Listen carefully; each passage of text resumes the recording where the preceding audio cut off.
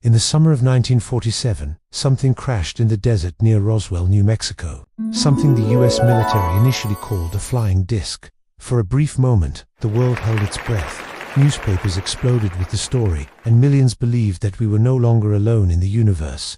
Then, just as suddenly, the government changed its explanation. More than 75 years later, the Roswell Incident remains the world's most famous and perhaps most controversial UFO mystery. This is the real story of what happened. It all started on a quiet morning in early July 1947. A local rancher named Mac Brazel was riding out to check on his sheep after a powerful thunderstorm the night before. As he rode, he discovered something strange. His field was littered with debris, but it was unlike anything he'd ever seen. The material was incredibly lightweight, almost like foil, but it was surprisingly strong. Some reports even claimed it couldn't be bent or burned. Puzzled, Brazel gathered some of the peculiar fragments and showed them to the local sheriff in Roswell. The sheriff, recognizing this was beyond his expertise, contacted the nearby Roswell Army Airfield. It didn't take long for military officers to arrive. They immediately sealed off Brazel's ranch, methodically collecting every last piece of the mysterious wreckage. The public was kept at a distance, and an air of secrecy quickly descended. Then, on July 8th, the military did something truly shocking. They issued a press release announcing they had recovered a flying disc. The news went viral, 1940s style. Headlines across America screamed about a captured flying saucer. For the first time, the idea of extraterrestrial visitors felt like a tangible reality. But the excitement was short-lived. Less than 24 hours later, the military held a press conference and completely reversed their story. The commanding general, Roger Ramey, announced that the object wasn't a flying disc at all. It was, he explained, just a common weather balloon. To prove it, they laid out what they claimed were the remains for reporters to photograph. The official story was set, case closed, but for many, the story was just beginning.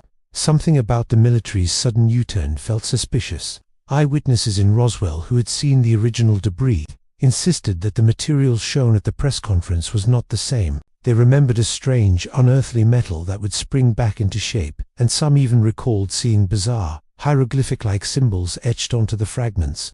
The weather balloon explanation just didn't add up. Over the following decades, more and more stories began to surface. Some former military personnel, breaking their silence years later, claimed the government had recovered much more than just a balloon.